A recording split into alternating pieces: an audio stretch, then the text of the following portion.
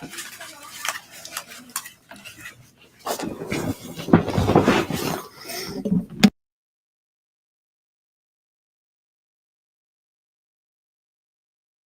Scott Starboard. Hey, Scott. Scott Starboard. All right, I'll get Scott. Scott Starboard. Scott Starboard. Scott Starboard. Scott Starboard. Scott Starboard. Scott Starboard. Scott Starboard. Starboard. Scott Starboard. Scott Starboard! Now, turn it up, feel the baseline, gallop fast, collide past the stars, shoot through the mast. Hands high, sheer flows like the breeze. The Scott Starboard vibe, breaking rules with ease. Gritty like sawdust, but smoother than silk. Words spill out, whipped up honey and milk. The show takes on galaxies, king of the scene. Fusion of rhythms, a genre-grafted dream. Scott Starboard. Every pulse and sound, a radiant glow. It's the Scott Starboard. Now giddy up, get down, and let that energy grow.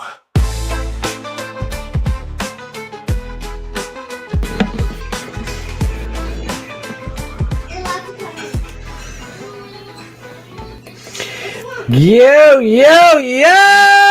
let's go! I am so excited for this show. I've been waiting for this for a while. Today was a hell of a day. Sorry, my introduction's all off. That's how excited I am. Thank you so much for being here. I am Scott Starboard. This is the Scott Starboard Show.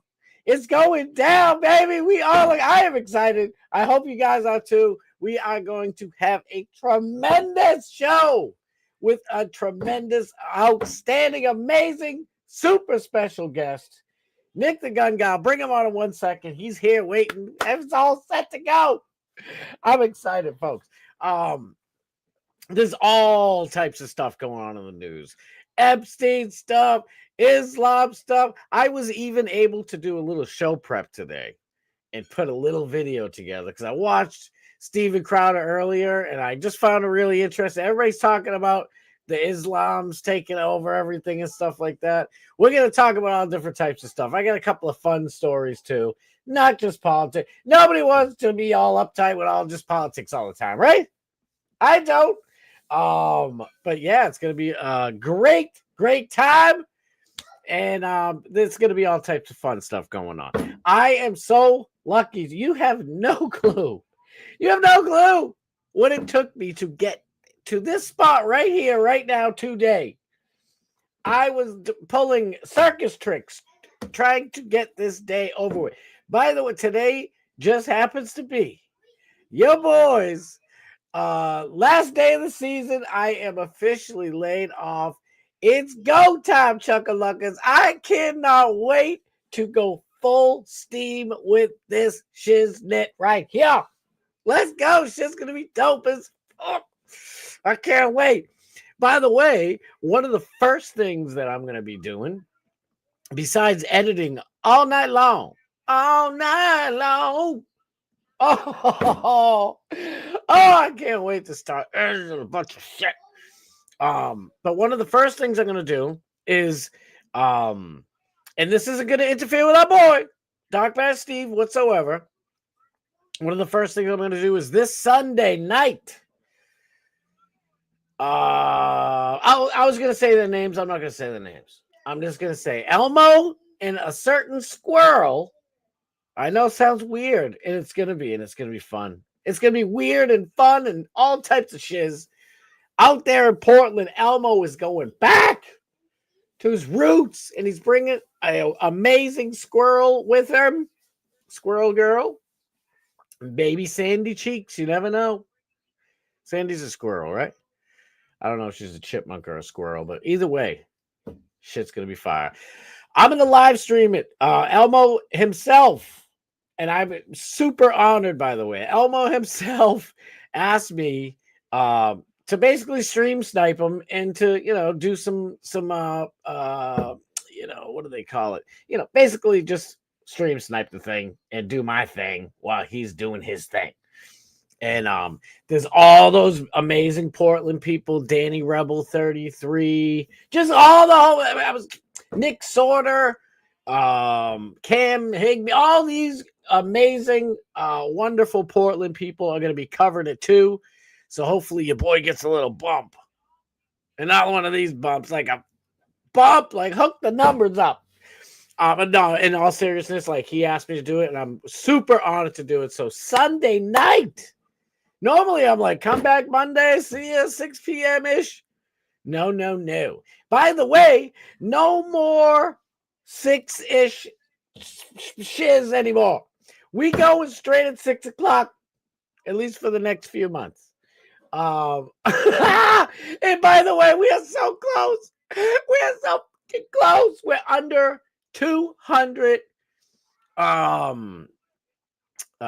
What's the term that they use? Under 200, like, I think they call it like real live watch hours or something like that. It's just like hours that they can actually confirm, and it's not bots. I don't use bots. Clearly, I don't use bots. So we're getting close, and I can't wait to be getting to the YouTube partnership program. I still have to apply, so it's not like a given. But I'm just excited for everything. I am not as excited about any of that stuff as I am for this next dude. Oh, you ain't messing around. I'm telling you right now, I'm bringing him on before I get to the chat because he's been waiting patiently, and I have been waiting impatiently for this dude. Everybody knows him. Everybody loves him. The one and only, ladies and gentlemen, my boy, your boy, the man, Nick, the gun guy. Thank you so much for being here, sir. What's up, brother? How are you? I am great. I've got this. I had to do it. I had to test it out. All good. Dude, thank you so much for being here. I am so excited. You have no clue. I've been waiting. Well, you do actually, because we were talking about it. But Yeah. I've been waiting for this. Yeah, things do, honest to God, happen for a reason. Because yesterday I was excited, but I'm like, man, I'm not really. I don't know what stories I exactly were talking about. And you were like, I got somewhere to be, so I can't be on until I got somewhere to be. And I was like. And I'm like, you know what? That works, though. It works because now it's just you and I. By the way, I forgot to say we're going all the way till 8 o'clock, well, about 7:50-ish. Hell yeah, Doc bro. Matt Steve. Doc Matt Steve at 8. Shit's going to be banging. Thank you for being here. So, one thing real quick. I want to get into some of the stuff that you do and everything. You live. I'm not trying to brag. No, you're good. You're good. But I've led a pretty exciting life, and you, my friend, have lived a very exciting life as well. So, tell oh, me too, believe me. But I don't know. I guess I can't. People say you make your own luck.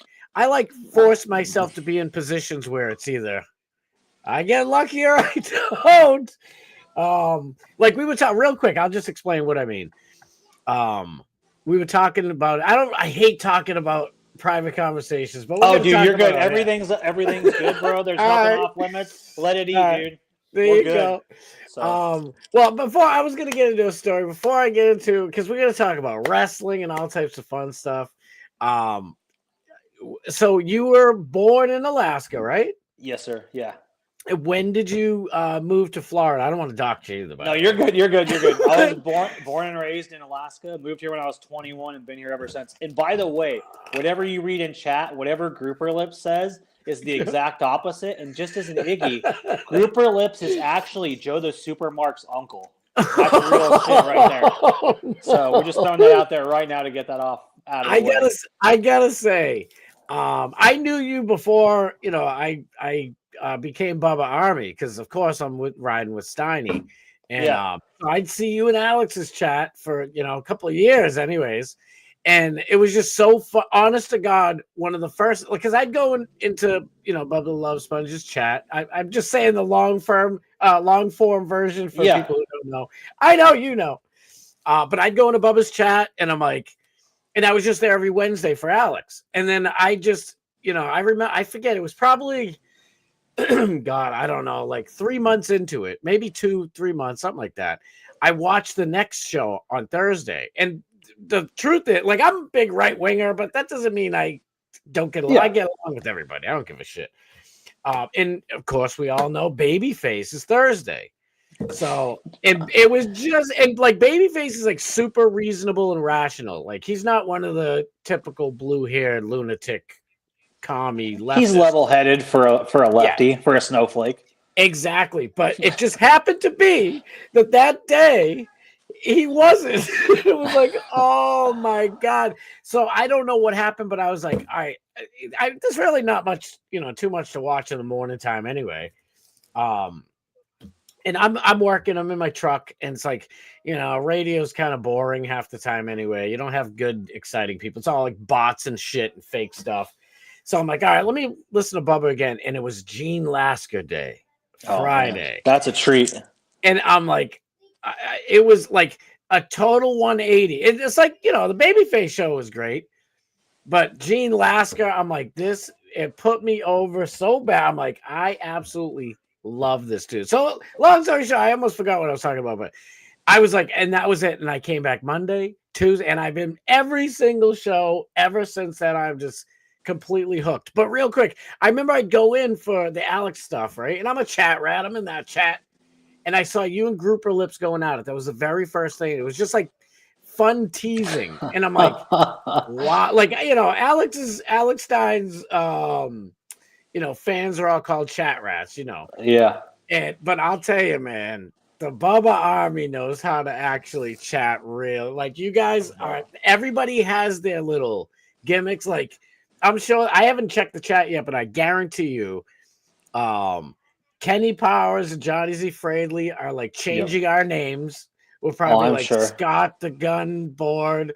But everybody has their little shit, and it's fucking awesome. So, when was the first time like you met like Grouper Lips and all the Bubba Army people? So that was Barp, and the craziest thing about the Bubba Army, and we all joke, the weirdest thing, Scott, is when you call somebody for the first time. So you call somebody and it's like, hey, you call and then you're like, oh crap, is that his name? So you hang up and then you text Grouper Lips or Iggy, hey, is so-and-so's real name this? Okay, yeah. Then you call back and you feel like an a-hole because you're like, everybody knows nicknames and faces. You're like, no one knows government names, so it's super awkward the first time like that.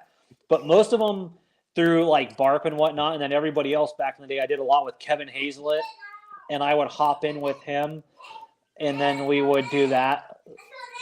Hold on one second. Toby, Uncle Nick's on a podcast, buddy. Thank you. Sorry. I got a 4-year-old nephew I'm watching. But no, so like that, man, and everybody gets along, and then I was blessed enough for Bubba to let me come to and from the studio when I want. And the same thing, you call in, hey, man, anybody want anything? I'm on my way. You guys need drinks? And just being cool and taking care of everybody, and it just blossomed into what it is now. Like, some dumb luck, I'm in the Hall of Fame this year. It's crazy. I was going to bring that up. Thank you. We'll talk about it now. How does it feel? Like, how long have you been Bubba Army? Dude, I've listened to Bubba since I was a kid in Alaska, like crab fishing. So we had Sirius Radio on the crab boats, and my dad was in the Coast Guard, so he was always stationed between Clearwater, which is where our general area, and then Alaska. So I've known about Bubba since I was in my middle school, high school years. And then when I came down here, now that as a fan, I'm like, man, the stories are nuts, and then you get to meet him, and it's even cooler. And the dude is genuinely just a solid dude, man. He really is.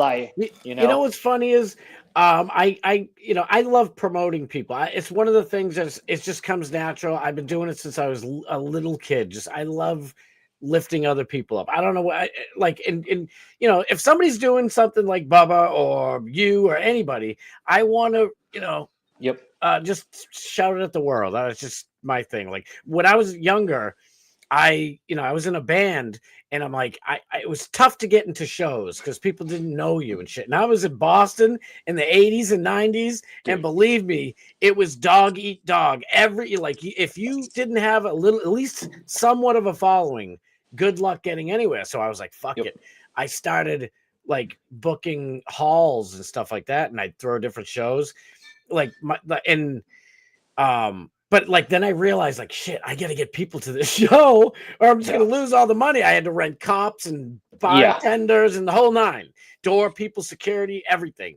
And I'm like, shit, I'm putting all my money up. I need it back. So that's kind of really where like the promoting part came from. But when I was even way younger, I made like Jerky Boys tapes, and now I'm gonna age myself.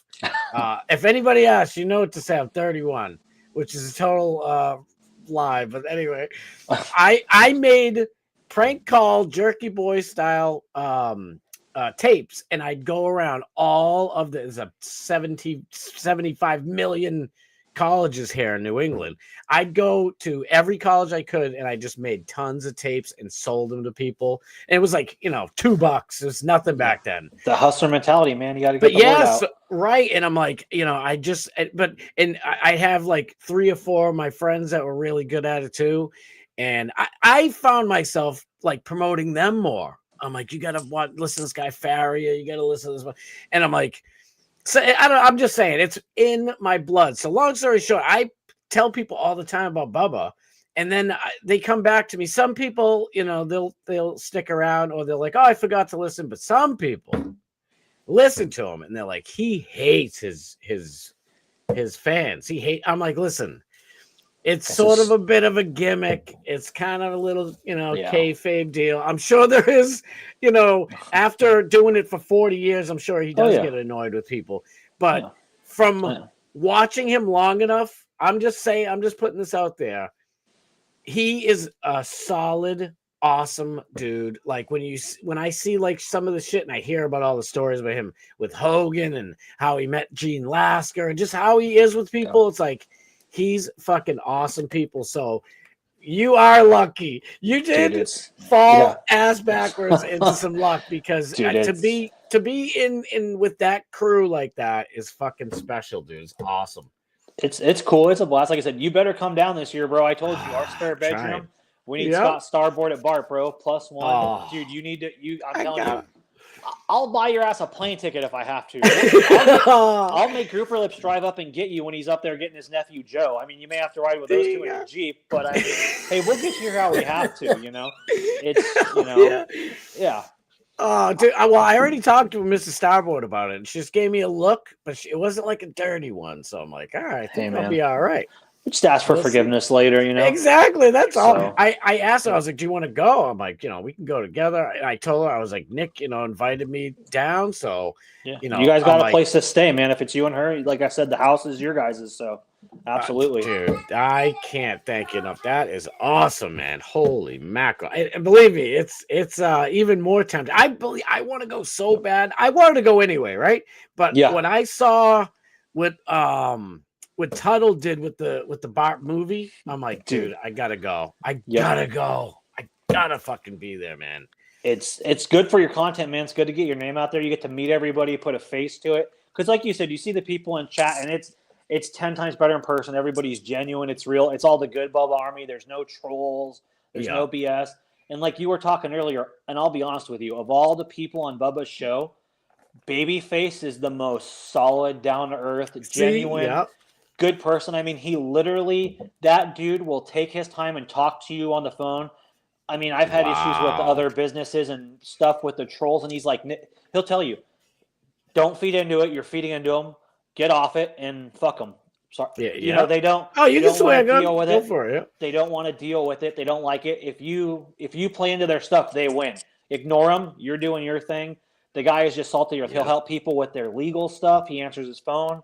I mean, the dude is just a solid guy. I know we all bust his balls, and I bust his balls hard. But he is the dude is money. He knows how to work. You see him. He knows where to push it. He doesn't push it too far.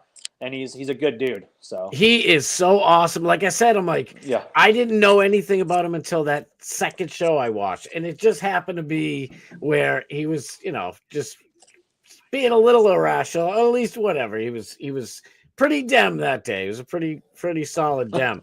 And I'm like, oh man, I'm like, what kind of show is this shit?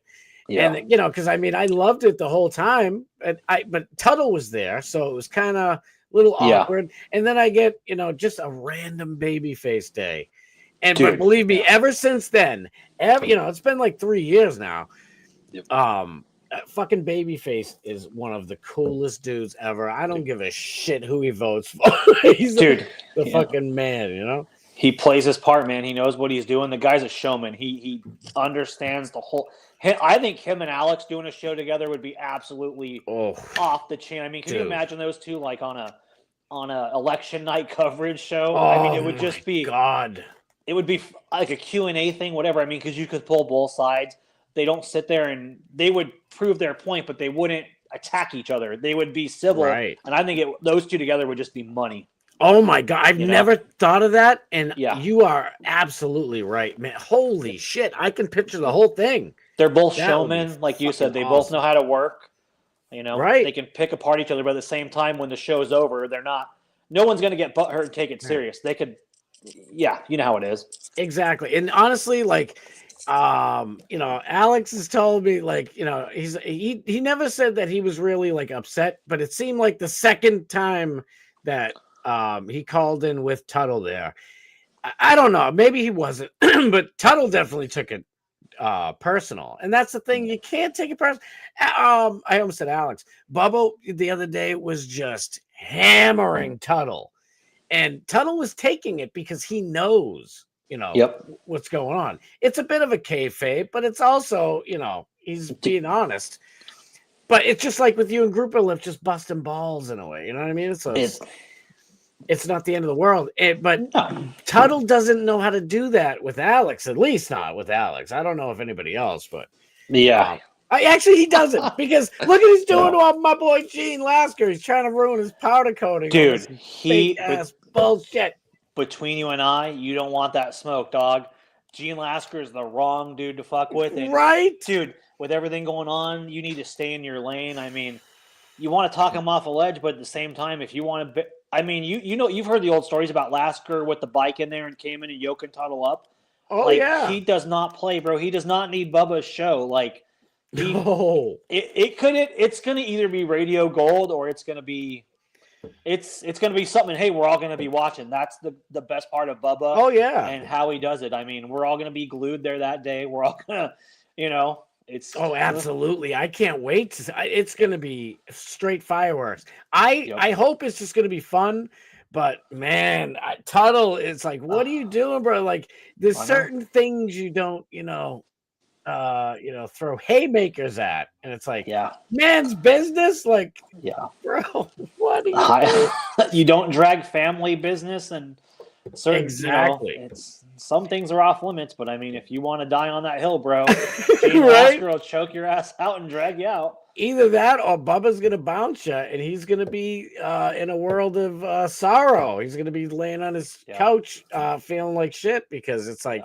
Dude, come on. Like, he's trying. And it drives me a little crazy because Tuttle is just pulling the sympathy card, in my opinion. That's his gimmick. Like, I don't know how much Rick and Morty you've ever watched. I'm familiar. Yeah. Yep. He's just like the father on the show. What the heck is that guy's name? Oh my God. He's the dad on that show who's just like, he can't admit when he's wrong. Jerry, thank you. Oh, it's driving me crazy. Thank you. He's a Jerry, and it's like, I like Jerry. He's cool and all, but it's like the manipulation tactics suck. Like, Gene Lasker is one of the reasons I love him and Babyface, to be honest with you, is because they say what they feel right there. There's no BSing around. It's just exactly what they got, and I love them for that. And Tuttle's the total opposite. And all jokes aside, man, honestly, how people twist stuff. Tuttle is awesome. I do anything for the guy. I call him and check on him. Same with Colton. Those two dudes do so much behind the scenes for the Bubba Army and the show. Like you said, so I don't want to get twisted. I wouldn't die on that hill, man. That's what I'm saying. I know. It sucks that it'll happen, I'm going too deep on Tuttle. I didn't even mean to. I know. Because I called Alex when the whole thing, literally, he got off the air the first show. And I'm like, bro, what the hell just happened? And he's like, what the hell just happened, dude? He's like, he's going nuts on me. And I'm like, he's like, I wish I was never on that, making that appearance while Morgan called what's his name? John Morgan called. He's like, I was just doing my thing. He's like, he goes, I even, basically capitulated and played the heel at the end. He's like, what the hell? And then, the following week, he's got that Tuttle thing, and he's like, I like Tuttle. And I'm like, dude, I do too. Everyone does. Tuttle's himself. That's what I mean. And it's like, cause like I'll watch like Rick and Morty. There'll be an episode. I haven't watched that in God knows how long. But anyway, it's like even when Jerry's being a little shit, I still like just like I want to defend him and protect him. And that's just kind of like what Tuttle got going on. But I think Tuttle, like, and Bubba said it best. He's like, you got talent. Like, what are you? Why? You don't need to resort to that tactic. You're a professional. Like, exactly. He's been in this biz for a long ass time. I don't, you know what? To be fair, like, I don't know. He's got a lot of other shit personal in life going on. He's got an actual other job and, love life and all that mess. So, but when I heard him fucking with Gene's powder coating, I'm like, oh my God, it's going to be a disaster, bro. Yep, absolutely. He's just, I don't know what he's thinking, but he's up to something. Exactly. And to tell you the truth, he basically did all the filming because I don't think Gary Cantrell did anything with the Bart movie.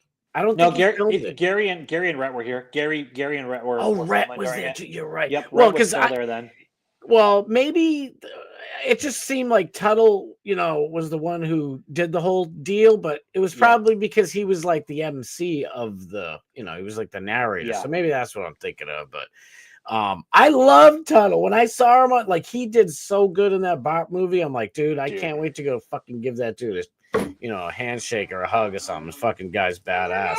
And him and Alex was so close and tight in that Bart movie video. I'm like, it just sucks that the two of them just fell out like that hard. But and Alex, Alex doesn't. He's not gonna cower down. And that's what he said to me. Not at all. On the second time, he's like, I was like, damn, bro, you went a little hard there. And he's like, dude, I'm not going to let somebody try to punk me out. And I was like, I get it. So he was, he was a little heated. Alex, and the way Alex is, the way he makes his living, he's not going to cower down to you on a show like that. Alex is controversial. Right. Alex knows how to push boundaries too. And if you're thrown out there, you'll be able to take it then to resort to violence and it's on site. Dude, Alex is a big boy, dog. When Alex had his fight down here, he let me be in I got to hang out in the back with him and his dad and Hank before Hank passed. And it was like, dude, Alex is no joke. And like dude, I can't believe you were at that fight. Yeah, Alex is cool. Dude, he really, like you said, he's the best. We still keep in touch. I texted him, he's like, bro, when you get here, come in the back. You're with me, my dad, and Hank. So it was me, Hank, his dad, Bubba, Rob Kahn. Grouper Lips' niece, Anna, was there. She was with us. That's his favorite. So, he got to see his niece there. But yeah, that's amazing. I didn't know you were there. So, we got to walk out with him. We did the walkout and everything. It was dope. Oh my, dude, I'm so jealous right now. Damn it, I'm so jealous. I know it's like, and the dude he was fighting, Mike Harrington. I didn't know he was like a big producer for Luis Gomez and Skank Fest and shit. I'm like, Legion Skanks. I'm like, dude, because I was like giving him mad shit, and Alex texts me. He's like, bro, go a little easy. He's like, it's just kayfabe. But I was like, Alex whipped his ass though. Alex held his own. I mean, it was dope, dude. It was like I said, it was a cool experience. It was, it was cool. Alex was a D1 Division I football player in college, like at US. He played at USF, I think, with Lummy. It might be a little different, but they both were at USF. Yes, it was like different years, but they both were in the same program. But it's like he's a professional, basically a professional athlete. Like he's been, cutting weight and working out like crazy and running every day. Like, dude's got his fitness up. I don't know. I wouldn't fuck with him. And you see, how tall are you? 6 foot. God damn, you lucky son of a gun. I always wanted to hit 6 feet. Right. But Alex, man, for me, like, he's just, I didn't expect it when I first met him like 3 years ago or whatever in Austin.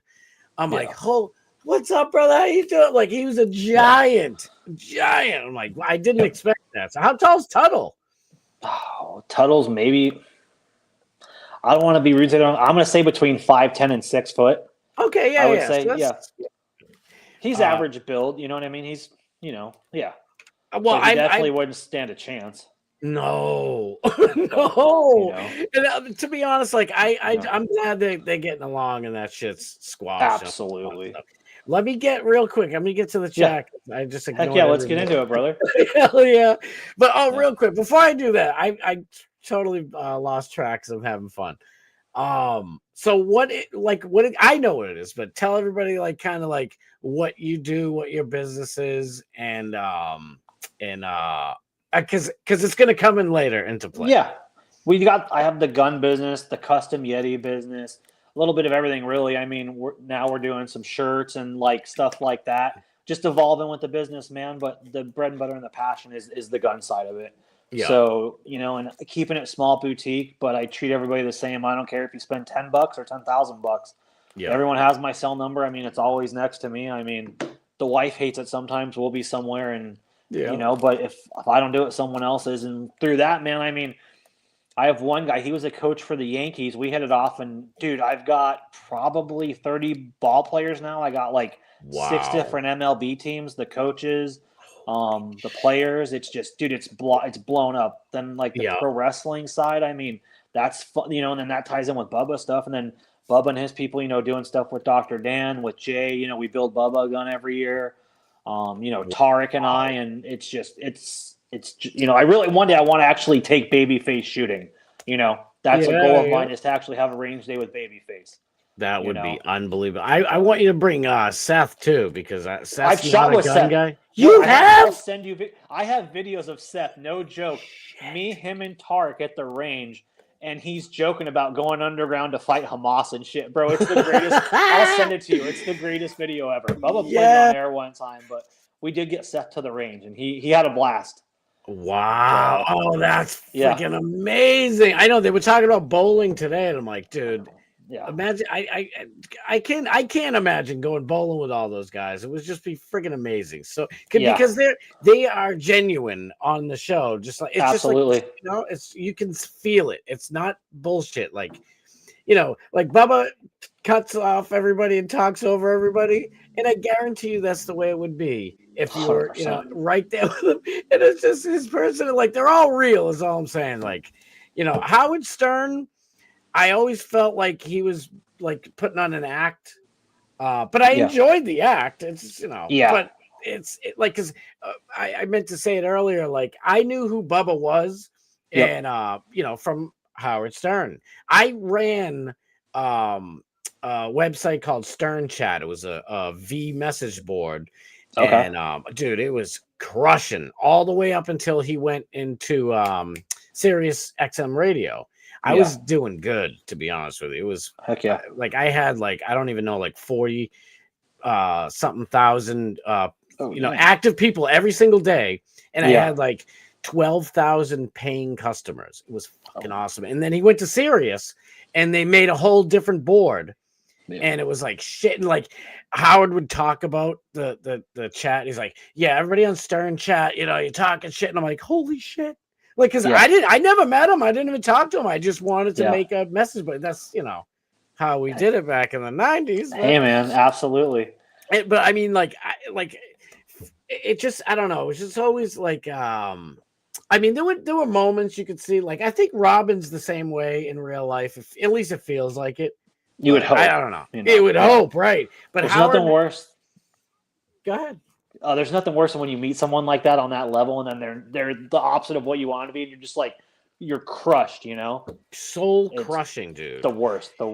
You reminded me of it when you're talking about baseball players, because I met a few. I got to party at some of their houses and stuff like that. It's like I always would think in the back of my mind, like, oh, don't meet your heroes, because it's like, oh, dude.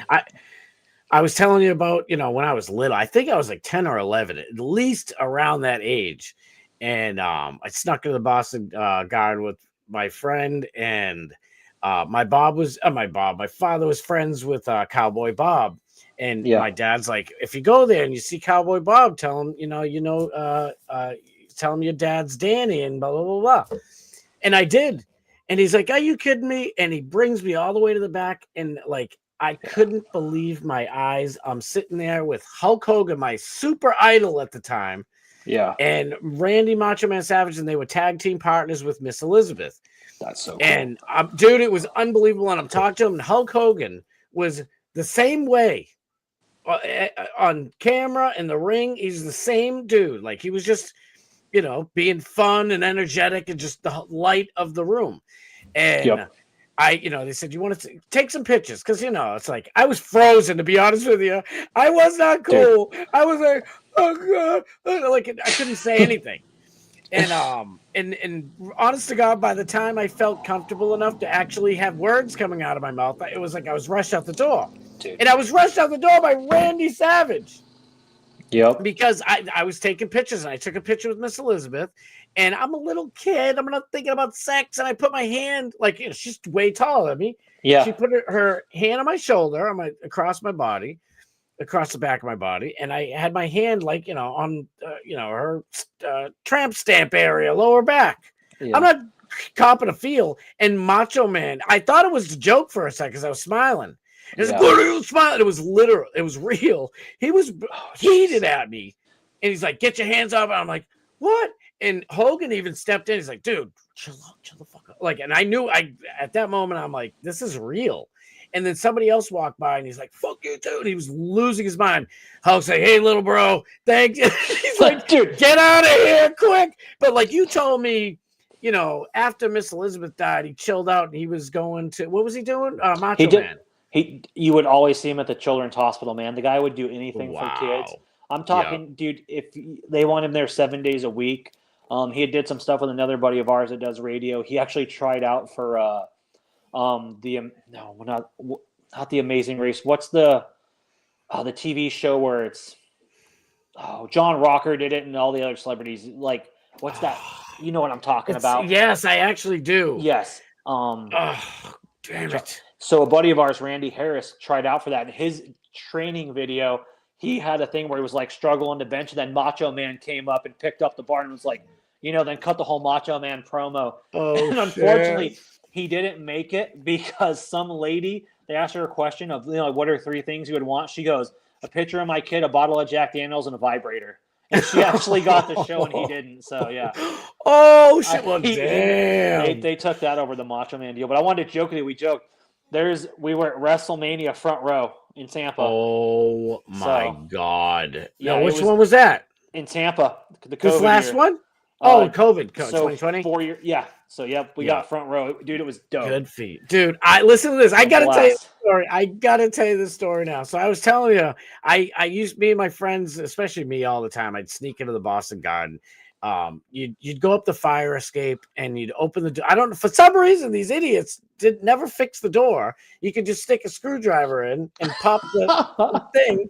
I'd see Celtics games, every WWE that was there.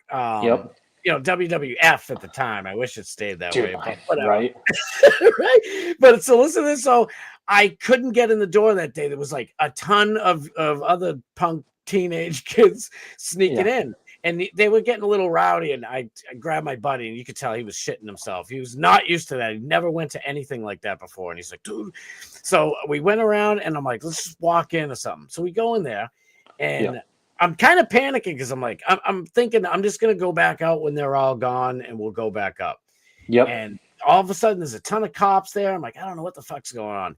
And the scalper, I was like, hey, excuse me. I'm like, and he's like, oh, what's up, kid? He's like, well, where do you want to sit? And I'm like, front row. I want to sit front row.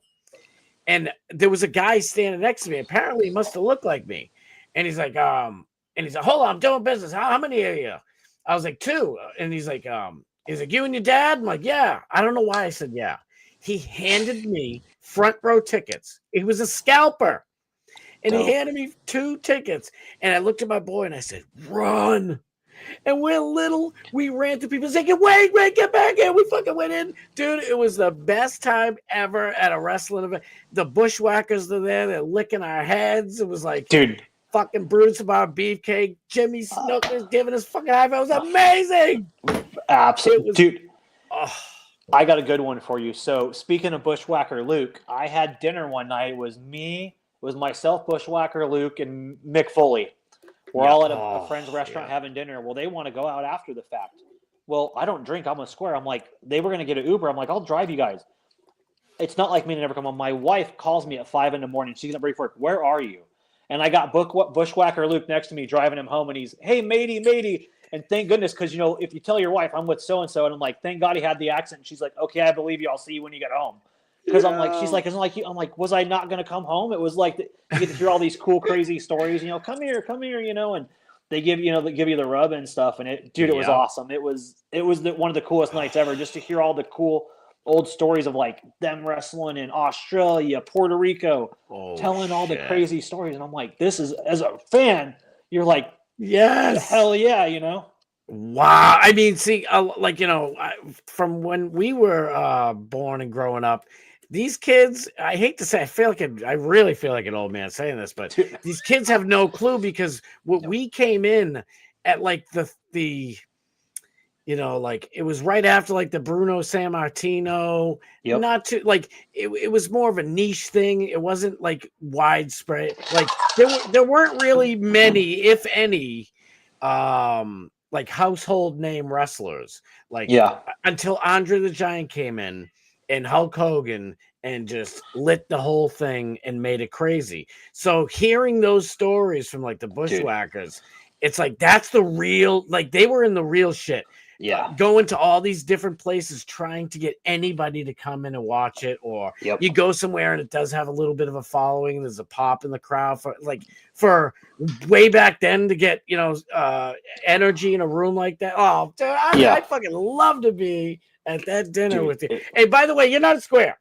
I don't drink or smoke weed or nothing either, so you're in good company, dag nabbit. And I'm like that too. Like I mean, it wasn't always like that, but I don't know. I just, once I had kids, I'm like, I can't fucking, I want to function. I can't have my kids seeing me like. And I'm not knocking anybody. People live their own lives. God love them. I get friends and family, uncles and shit. They'll drink and they just look so goddamn cool drinking and smoking and shit. But it's like, for me, like if I smoke weed with my kids in the same, like, my kids are around, they're all doing their thing and they're all a little older, but I'd just be sitting on the couch, a useless lump on a log, stuff in my face. Like, Dad, are you going to help me with my homework? You're going to fix my bed? You're going to do something? I'd just be useless. With my jar on the floor. So. Right. You know what I mean? So, hey, go ahead. Shout out our boy Snizook, man. He got the very first Bubba Army Ridge-inspired wallet, the real one. So no matter what anybody gets, Snook's got the OG. Snook is the man. I'm just throwing it out there. Hell yeah. So, So have you met Snizook before? Yeah. Really? Yeah, Sniz, Bob Cook, all the boys. And they're like, dude, I'm not trying to say anyone's better than anyone else, but I tell you what, Bob Cook is the absolute man. He is the most chill, genuine dude. I mean, like you said, then you get the marks like grouper lips that just want to be hanger-oners. And, I make a couple of bucks for the Bubba Army, and now I'm some kind of royalty shit, I mean, hell yeah. I swear he probably just takes dumps and spray paints them gold. I really don't know what those things are made of, but, it is what it is. But no, everyone in the Bubba Army is cool. Like you said, when you get to go there and you put a face to it, man, it's really cool to see that side. But yeah, in like your chat, that's what I love. It's the good Bubba Army, the Bob Cooks, the Stacy G's, Morgan. Morgan is the absolute best. And you get all these good people. There's no drama. There's none of the trolls. It's nice that, Stacy G, like you said, just all the really good down to earth people, man. And I love that your channel's growing. And like we've talked about stuff. I want it to go to the moon, brother. Let's make it, whatever we can do. I want to make you some cool stuff. So when you're on there, you got your custom Yeti and, whatever else, make you a Chuckalunga shirt. That's you and I's thing, joking. But, I love it. Dude. Listen, no more free advertising for Powerade. There you go. I'm gonna get you one out. I'll get the boys to make you one tomorrow. So that way we'll get you set up for next week. I want to promote Nick the Gun Guy. I don't want to promote Powerade. Fuck Powerade. No, honestly, I ran out of. Normally I drink vitamin water, which is so. Here's the thing: I drank soda like it was going out of style for years, and probably I don't even know. It's probably about 3 years now, maybe. And my doctor, I did blood work. I'm getting to that age and shit. And he's like, you're borderline diabetic. And I'm like, what? And I'm like, I was freaking the hell out. And so my levels are good now, but it's because that day I quit soda, and it was like so these drinks still have some sugar in them, but dude, I'm dead serious. Like I was drinking like 8 to 15 Coca-Colas every day. It's like the worst fucking thing you could possibly do to yourself. I'm right there with you, bro. Literally, April will be 3 years since I've had a regular Coke, a Dr. Pepper. Shit. Dude, I went to the hospital, didn't know what was going on. My triglycerides were in the 400s. My A1C was 12. Yes. Like, if you don't make changes, we're going to put you on insulin. And, dude, I've lost 80 pounds.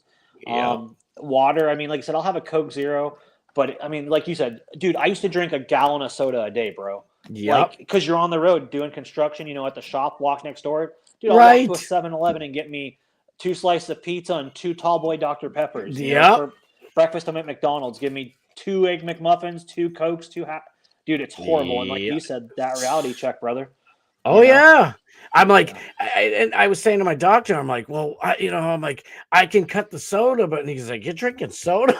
And I'm like, yeah. And he's like, dude, he goes, why are you drinking soda? He was acting like it was like I'm fucking doing crack. And I'm like, yeah. But now looking at it, I'm like, yeah, it is. That shit's worse than crack. I think people would be healthier drinking water and smoking crack than they would be pounding soda. It's so bad for you. That's funny. Dude. Yeah, it's. If you look, so what I've been doing since, and I'm sure you're doing the exact same thing. I'm looking at like carbs and soda, and I mean sugar, right? And I'm looking at it, and I was looking at Coke. This was a while back. I was looking at Dr. Pepper and Coca-Cola were my shit, right? Same. But I'm looking at the back of Coca-Cola, and I'm like, it was like 112 grams or whatever the hell it was. Yeah. And I'm looking at it, and I was just doing the math, and my doctor was helping me, super good doctor and shit. And he's like, he goes, all right, so 1 soda is a day and a quarter worth of how much sugar you should take in. And I was like, damn, really? And I'm doing the math. I'm like, there's been days where I drank 15 soda. It was like, I'm drinking like a week and a half's worth in one day. I'm like, dude, shit's good. But so I did slim down to, you know what I mean? I could feel it. It felt so much better. I got to go to the gym and shit, though. It's overrated. Watching Dark Match Steve all cut up. Yeah, that's true. I know. The fucker. I know. I'm like, damn, I used to be all rugged. God damn. It's okay. I just tell everybody with the lights off, I look just like Dark Match Steve anyway. So hell yeah. Keep the lights off, and there you go. That's right. In the dark, I am the Rock. Just whatever you want it to be, baby. Just don't turn the lights on. Hell yeah. All right, I got to get to the chat. Let's go. Let's get to it. Kenny Mother effing Powers. My boy, let's go. Kenny. Johnny Z. Friendly's up in here. The great one. The absolute great one. The greatest, the GOAT. Let me give him a little bit of props real quick, because you gave him some props. I don't know. I can just tell from the way people chat how they are. Like we were talking about Joe for a second. Yeah. When I see somebody like throwing super nasty insults, like he insulted Stacey G, like one of the first times when I was like truly watching like consistently every single day. Yep. And I'm like, dude, like it was like way below the belt shit. And then he'd gaslight shit. It's scumbag shit. And he would gaslight people who would call him out. Dude, I never said nothing like that. And it's like, because the chat's like an hour away. And he's not even allowed in the chat anymore. Thank God. No, he's back. You have to block him. Is he? Oh, maybe I did block him, because I haven't seen him in a while. So I probably did end up fucking blocking him. Grouper Lips called into Bubba's show and cried about it and got him unblocked. I guess he said he was treating him unfair and wanted Joe to get a second chance. So, but all I gotta say, and I don't want, like you were saying too, I don't want to put anybody like to the side or anything. I just want to lift Bob Cook up, because I could tell Bob Cook was one of the most solid dudes ever.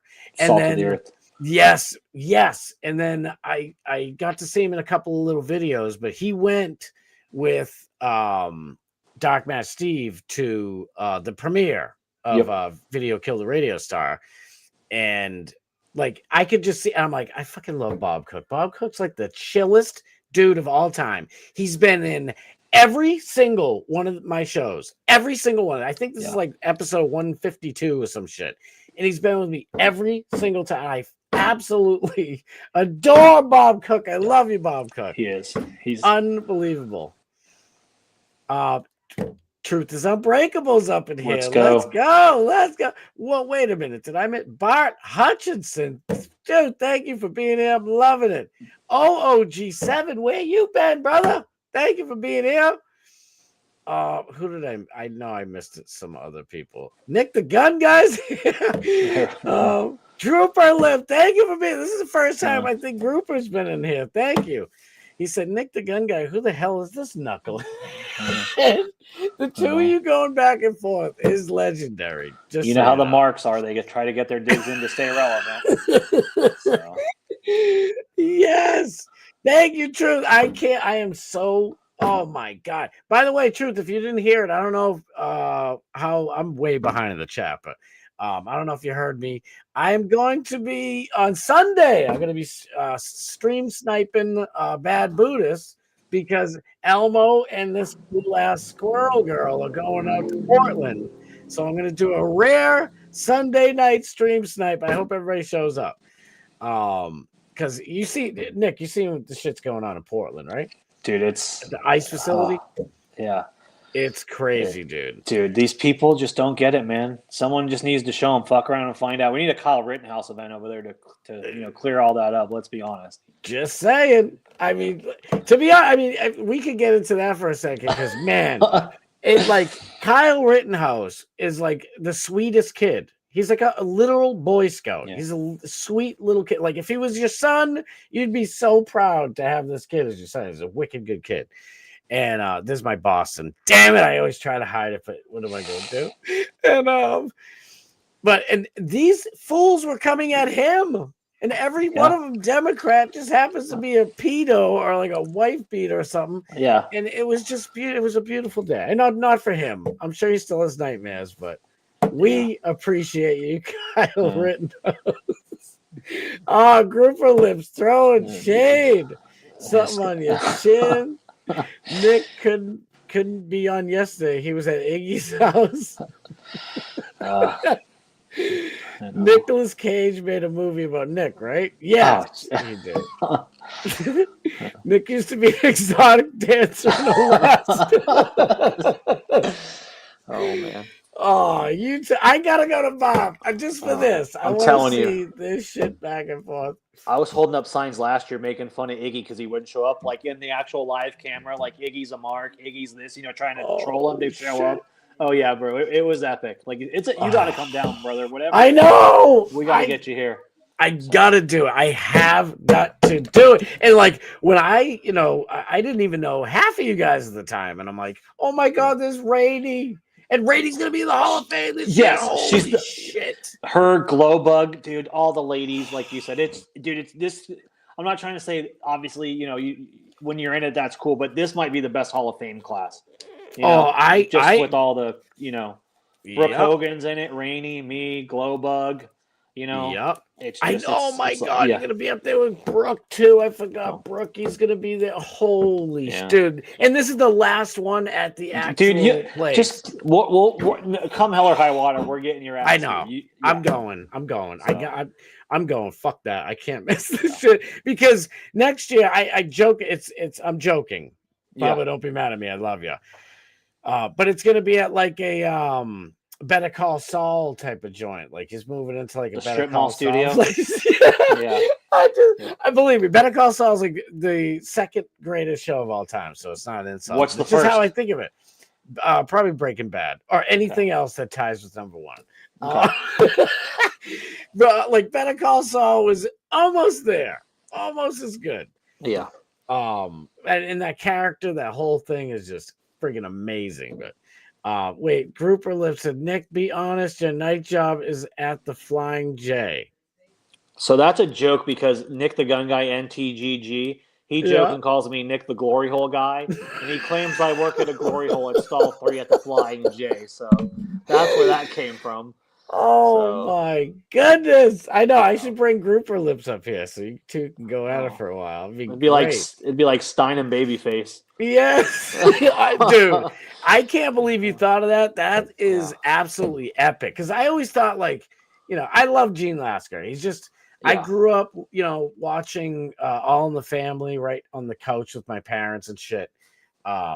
pre-internet. That's what we had, people. Because my Yep. kids, by the way, if you ask my kids what's your favorite TV show, they will name you like 5 or 6 shows that aren't on TV. They're either on YouTube or Kick or Twitch. And it's like, what the hell did I do wrong? But honestly, they had called us couch potatoes back in the day, so I guess it's better off.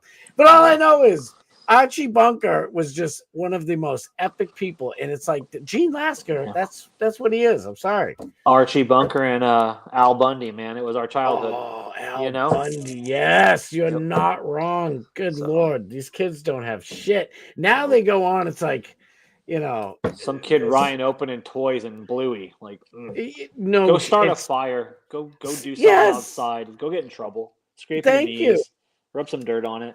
Right? Like, I know it was cliche, and I kind of would roll my eyes when I'd hear it, but now all these years later, it's the truth. Like, I wouldn't come in until the street lights came on, and my mother would be Yep. like, get in here. I was all day and night. I was out. Yep. It's ridiculous. I wouldn't miss the Incredible Hulk with Bill Bixby. Like, I had to be. I believe it was Wednesday night. And there was a couple other shows. But other than that, it was like I was rolling in the mud, climbing fucking trees, whatever, I'm going to mess with you here and tell you the one that was for me, and we still joke about it to this day. Like I said, the whole wrestling thing. So when the wife and I, we were first dating and got together, she would get mad at me. She's like, why is it Monday nights? Literally every Monday night you hang up at me at 8 o'clock and you don't answer your phone. Wrestling's on, sorry. Like, it's dead conversation. Click, talk to you at 11, Monday Night Raw's on. Hell yeah. And like we joke. I mean, I one time as a kid quit a job that was like a crazy job because I would have had to miss Monday Night Raw. I can't have Mondays off. Like, dude is my kid. And then, like you said, I moved down here and you meet all these people, and it's just. But yeah, that was always our funny thing. She's like, "You're like a man child." I'm like, "It was my vice, man." But yeah, she would get angry, literally in mid conversation. Click, see ya. Talk to you at 11:05. Like, see, women do that. Me. Women do that shit, but it's like, whether a woman is into, I don't know, some drama shit like the Kardashians or, what's that show? There's like one guy and like 50 women, or like one chick and 50 guys. Oh, The Bachelor and Bachelorette. The Bachelorette. Yeah. It's like, I don't know. I know Alex loved that stuff, and he tried to talk to me about it. I'm like, dude, I don't know. I don't want the Real Housewife stuff. the Real Housewives, Yeah. or a lot of chicks, especially my wife. My wife she wasn't really into that stuff, but she likes which is probably a little bit scarier, but she likes all the new murder shit, detective drama. What's it called? I can't remember. The murder mysteries, those murder. Yeah, podcasts. but it's like real life shit though. It's like, honey, are you really? I hope you're not mad at me. I love you. Watch your show all day, please. When they talk about Charlie Brown's teacher in the background, Yeah, but that's the thing. It's like she knows. Like when I first started watching Alex, she's like, really? But she's got a great sense of humor. Don't get me wrong. She's like, really? Because Alex be screaming or something silly's going on, and then and I'm like, she couldn't peel me away every day at 7 o'clock. Oh, but Tuesday, Wednesday, Thursday, I'm like, this is my shit. And that was only like a week into it. Yeah. And she's like, really? I'm like, you're watching shit, learning how to, put me to permanent sleep. Yeah. Cut me up and hide the body parts. Yeah. You're trying to figure out how to get away with hacking me up. I don't think so, honey. Chief Kirby's in the house, my boy. It's been a minute, baby. Let's go. Thank you for being Oh, Jesus. This guy. Nick was kicked out of Alaska being an exotic dancer on the Cordelia Marie. Oh my God. Nick's other job in Alaska was a salmon spearmint. Oh man. Oh my God. I'm telling you, it's epic. You two together is just perfect. You know what, real quick, I'm going to talk about this too, because I know you had a similar story. So on Wildest, what the hell is it called? The Deadliest Catch. I was going to say Wildest. So it was just weird. When the first time I watched that show, I'm like, what the fuck is going on? Because Captain Marciano, dude, I know him. Like I've been at so many different outings as a kid. They're normal people. And he's one of the coolest people of all time. Real quick, I gotta say this. So I was probably about maybe 14 or 15. I was at a graduation party for obviously someone who's 4 years older than me. And Marciano was there, and it was one of his relatives. And I think it was his niece's. I think it was a chick or something like that. I don't know. I'm at this party. I was 14. That's what I did my drinking back then. And I'm just hanging out, thinking I'm cool, hanging out. And he was drinking. And so all of a sudden he stopped drinking, and he was starting to drive people. It was like 3:00 in the morning. Like, we weren't playing around. It was hardcore partying. And he stopped drinking at like 6:00 at night, 5:30 or something, and sobered up and drove every single person home. And then he eventually drove me home. And he was just talking to me. He's like, I've seen you all over the place. You're all over. He's like, weren't you at a party in Braintree? And I'm like, yeah. I'm like, I thought that you looked familiar. I'm like, are we related to something? He's laughing. And he was just the nicest guy. And he pulls into McDonald's. Oh, it was Burger King, sorry. Because Burger King in Brockton was just open 24/7. Pulls into Burger King, and he just orders a couple of things for me and brings me home. And I'm like, this is the nicest guy on earth. I can't believe it. And then I seen him a few times after that. And like, I know some of his relatives. And he's on this show, and I'm like, it couldn't have happened to a nicer guy other than Bob Cook. Yeah. It was fucking unbelievable.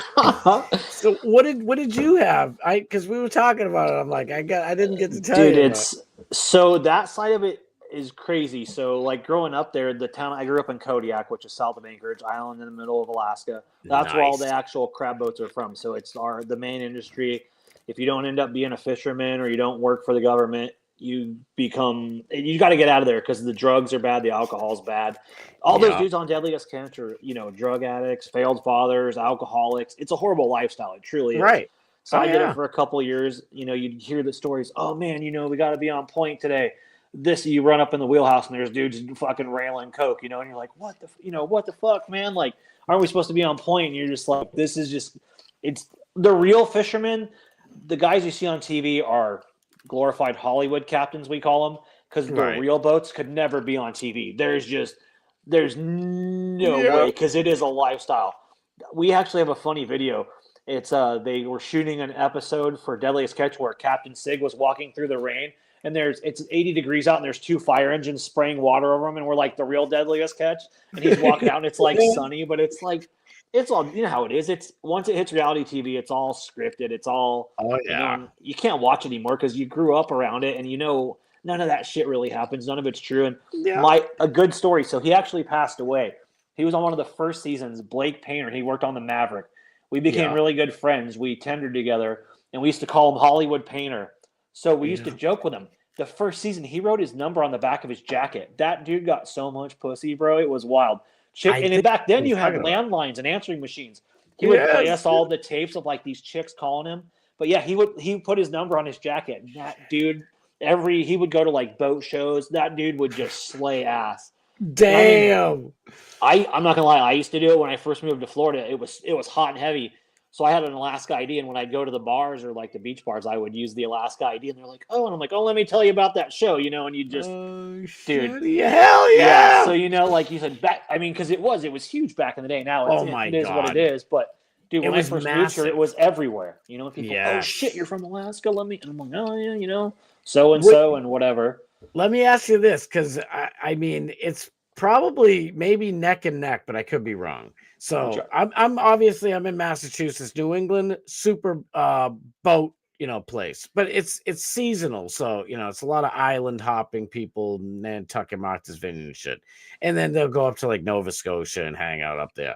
Yeah. But I even with, me wanting to have my neck of the woods be number one, I'm not even close to number one when it comes to boating in either Alaska or Florida. Which one?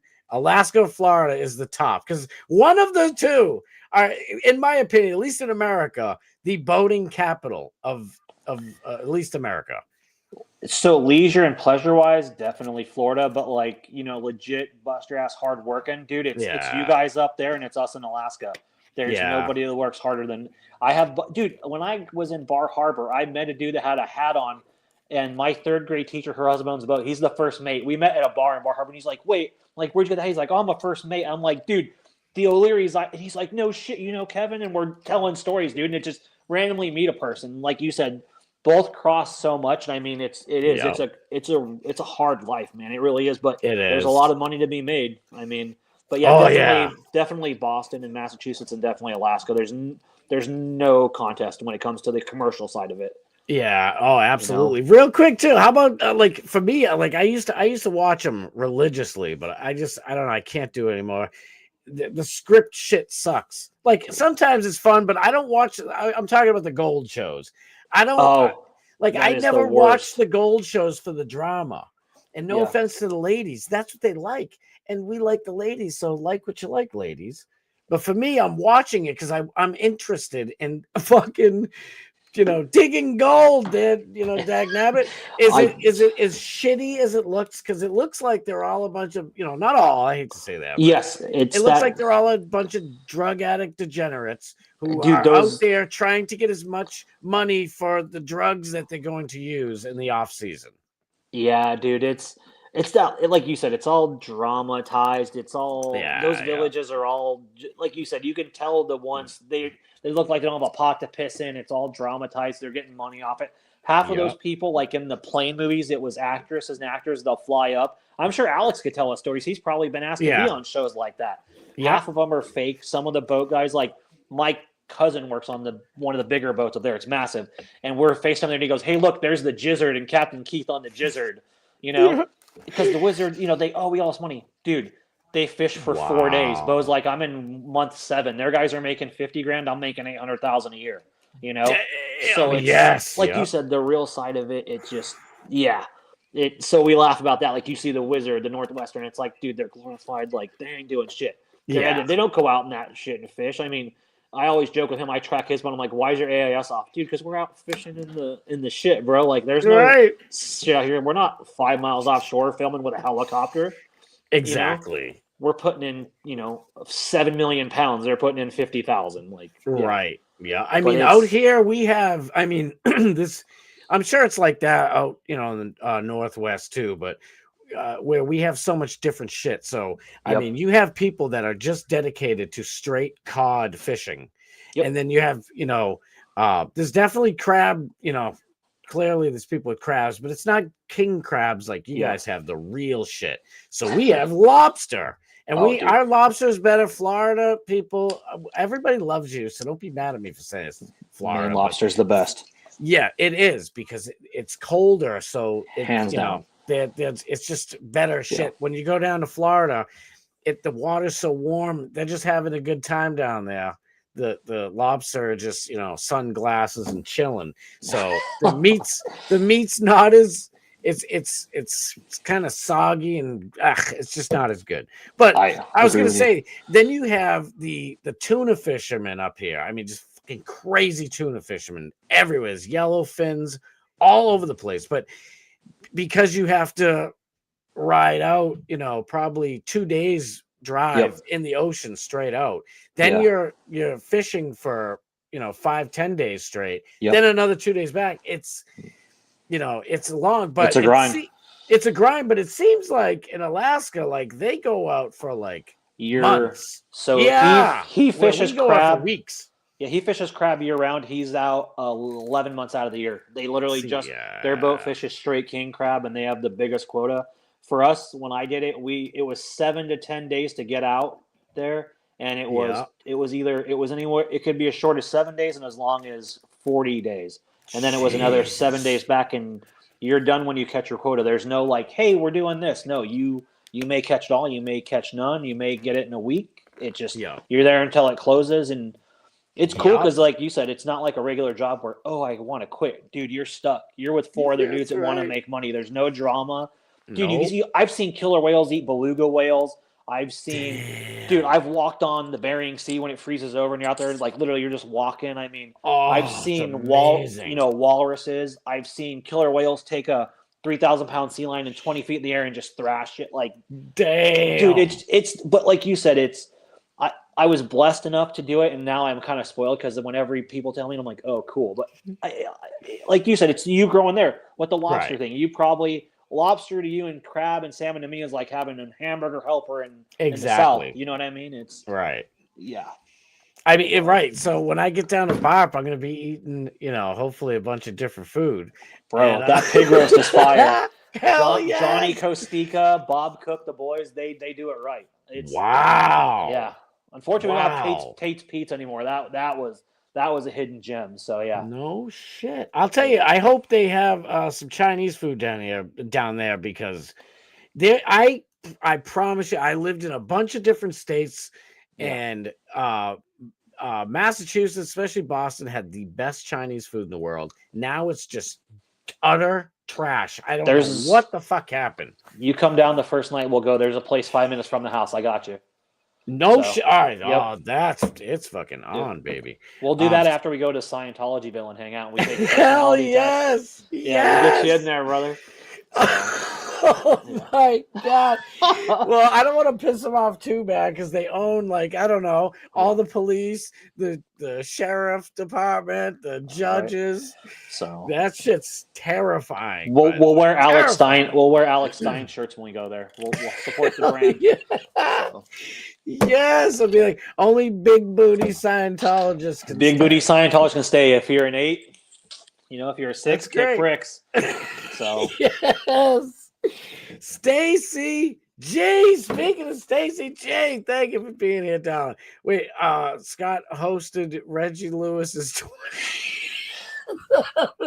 See, Kenny gives me shit because Kenny's the best. I fucking love Kenny Pop. I love all you guys. Like, I don't want to make there is no favorites. There really is no favorites. Like, everybody is abso-friggin-lutely amazing, except for a couple people. Like, I don't know about Quackenbush, but it seems like everybody's warming up to Quackenbush. Because Quackenbush seemed like he was trying to cheat and get ahead of the line. He's the Tim Pool of the Bubba Army. Hey, can we do it? Shout out, fuck Tim Pool. Fuck Tim Pool. Fuck you, Tim Pool. Yeah. I didn't say that, Tim. We didn't say that. Imagine when we have to meet him, like we're hanging out with Alex and Tim shows up and we mark out like a couple bitches and Alex throws us under the bus, shows him like all our reels. I'll tell you this. So, when we were in Austin for the first Chat Rap meetup a couple years ago, it was awesome because I'm meeting Alex and I'm like, holy shit, like he's even more real than he is on his show. It's just unbelievable. Dude, I'm like, I fucking love this dude. I just connected with him absolutely instantaneously. And I had already been making videos for him and doing different promos and shit for him before I got to actually meet him. And then I meet him. I'm like, this dude is the absolute best. So we're all talking. Everybody's like just saying whatever the hell they've, because there's no fronts. Nobody's there trying to put on a show. Everybody's just being themselves. It was fucking amazing. And so we were talking about who we like, who we don't like, and I was like, I fucking can't stand Tim Pool. I had no clue he was friends with him. Oh shit. And Alex goes, what? And he's like, listen, dude, he goes, I get it all the time. I get it. Because people say it all the time. Yeah. He goes, but I'm telling you right now, he's like, if and when you meet Tim in real life, you're going to love him. And I'm like, no shit. He goes, he's the complete opposite when he's on there. He goes, I was like, oh, so he's like being phony. And he's like, it's not that at all. He goes, the camera goes on, and now his mindset is, he goes, he makes money. He's there to make money. Yeah. And I'm like, oh, so he's a grifter. And he's like, he goes, I wouldn't say he's a grifter because clearly he's passionate about it. He turns into a totally different person. He's nuts. And I'm like, all right. And I was like, and then when I talked to him again in Vegas for the second Chat Rap meetup, we were talking about it. He's like, I can't wait for you to meet him. He's like, I can't wait for you to meet Tim Pool. He's like, dude, he's one of the chillest dudes ever. Yeah. And I bet you the two of you, when you meet Tim Pool one day, you're gonna be like, nah, it's too fucking. And maybe it'll be like you and Grouper Lips. It'll be me and you just taking selfies with Tim Pool. We're at the compound skateboarding. You know what I mean? No. And when he leaves, we'll be like, fuck him. Yeah, let's burn this fucking place down. He comes back and it's like, hey, how you doing? Yeah. Try to put my nuts back, and I just put on your mic. No. Yeah. Oh shit, man! I want to get down there now. I should. Well, I guess Alex already said this live, so it's not anything. I'm not telling any stories that he wouldn't approve of. But Tim wanted him. Tim wanted Alex to move to Virginia to do the whole gamut and be, his number two.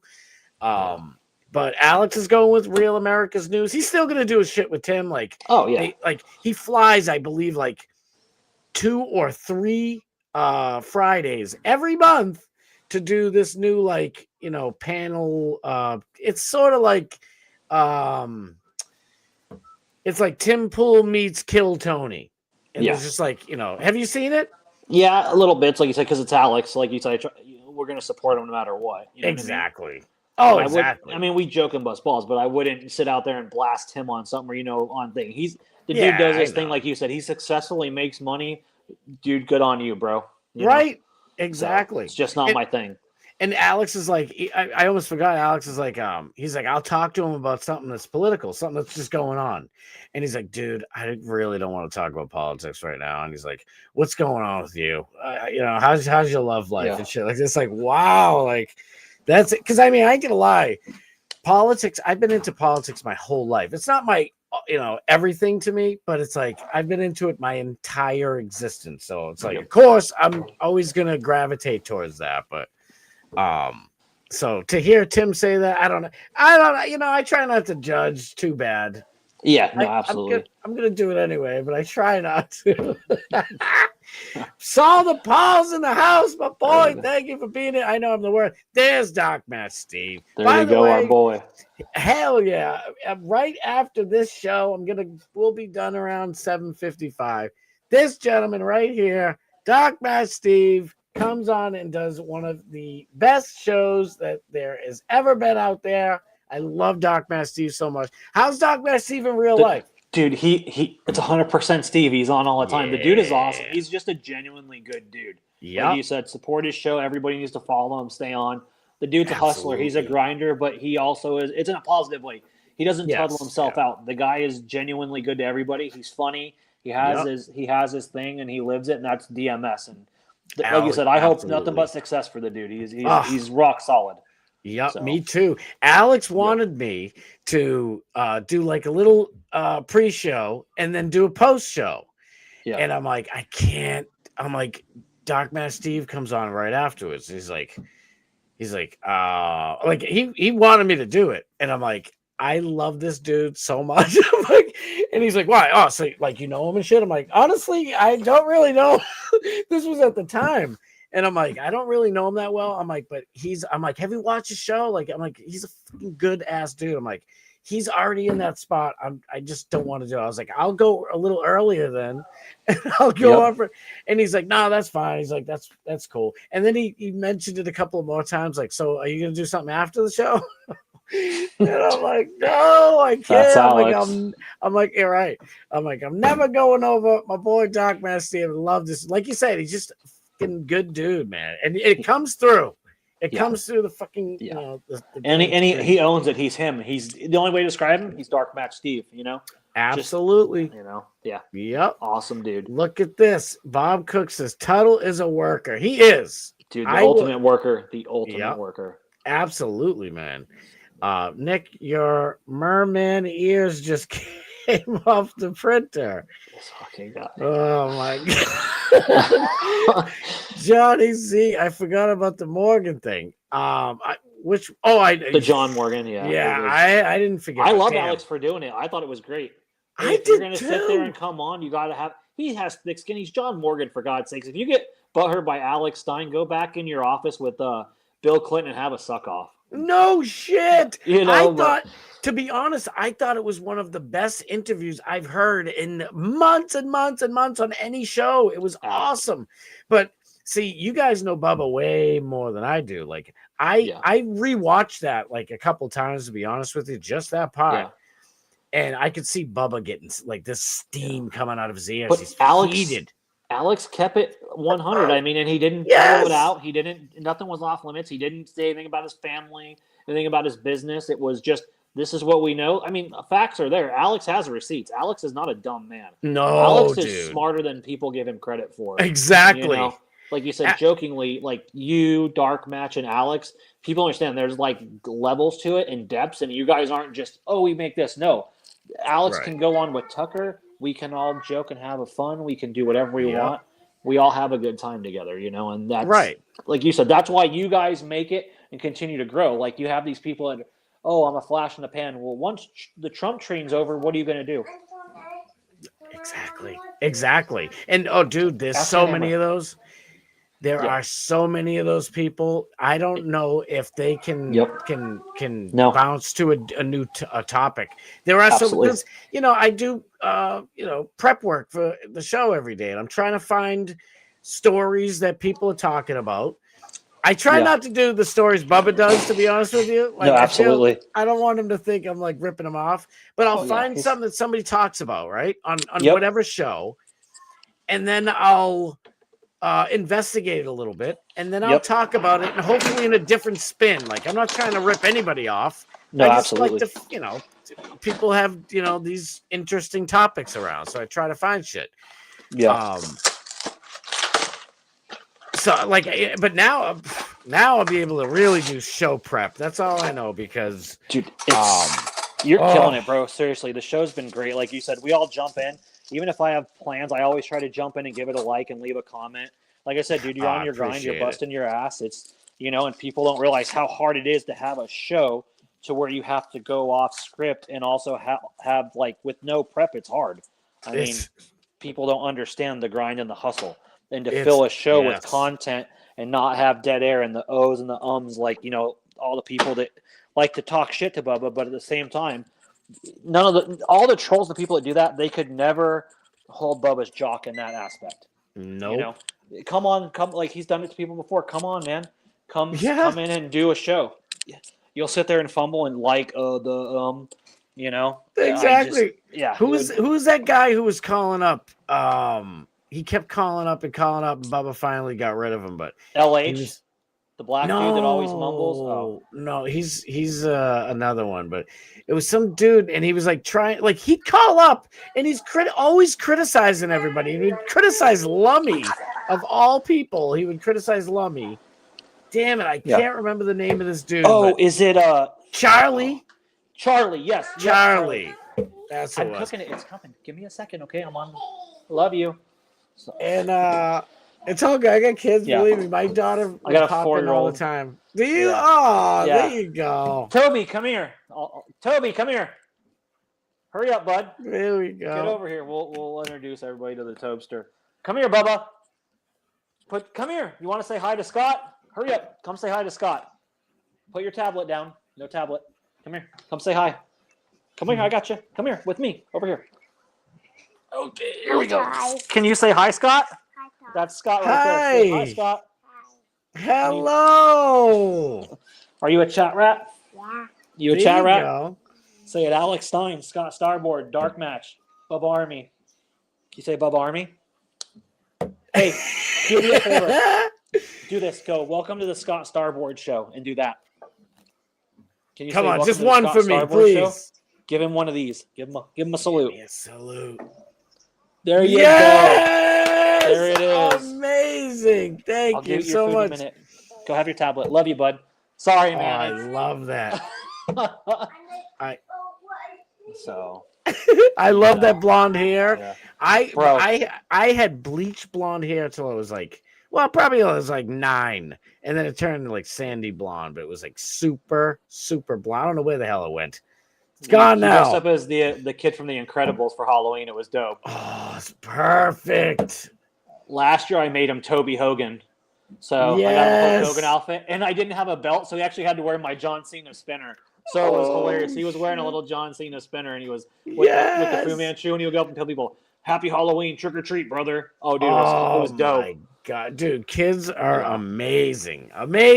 Like, you know, some people it's rough. They can't have them or whatever the heck it is. Yeah. Some people, I get so many friends and family that, especially chicks. I don't know why the chicks, they're like, I just want my freedom, And then they get into their 40s and they're like, oh, why did I, or in their 50s, it's like, damn it. It's like, I'm telling you, yes, Yep. they tie you down, but you're happy to be tied down. That's all I'm saying. Absolutely. If they make your absolute, like, my reason for waking up every single morning, besides obviously my wife, who I love to pieces, is my kids. And I look at, I wake up really early in the morning, even way before they get to go to school. And I'll sneak in their room, give them a kiss on their forehead or something. So my fucking reason for existing. Absolutely. So believe me, I love it. Morgan, I don't know if I said hi to Morgan already. Wait a minute, what absolute happened? best. Wait a She's minute. the absolute best. This is the first time that I'm not getting the actual names. You know how it does that? It's going to like your interesting. damn, what the heck happened? BW, my boy. This dude, I met BW. Speaking of going to events and meeting people for real. I met BW. Now I seen BW, like it says Brendan Wiles on here. Sorry to have you doxed yourself, BW. I tried to save you.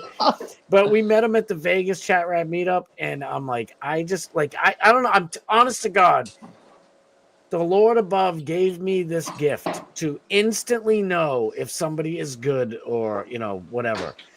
Right away, instantly, I know. And right when I met him, I'm like, this dude is awesome. I freaking love this guy. BW is just fucking solid human being, honest to God. Where's he from? I forget where he's originally from. I don't think it's New York, but he's in New York now. He's in New York now. Cool. He's busted his hump. He's writes comedy, does like stand up and a whole bunch of stuff like that. But very cool. Heck yeah. Scott was an extra in Celtic Pride. I actually was going to be Kenny. I was that is the most underrated movie ever. I know. Great movie. Still holds the test of time. Hell yes, it does. I'll probably watch it tonight with the little guy. You know what's funny is I wanted to be an extra in Ted, and it was before I knew anything about Ted. And then when I see it afterwards, I was like, dude, come on. I should have did it. I'll tell you this real quick. So when I was way younger and, looking like Doc Matt Steve with, a 12 pack and shit. And that's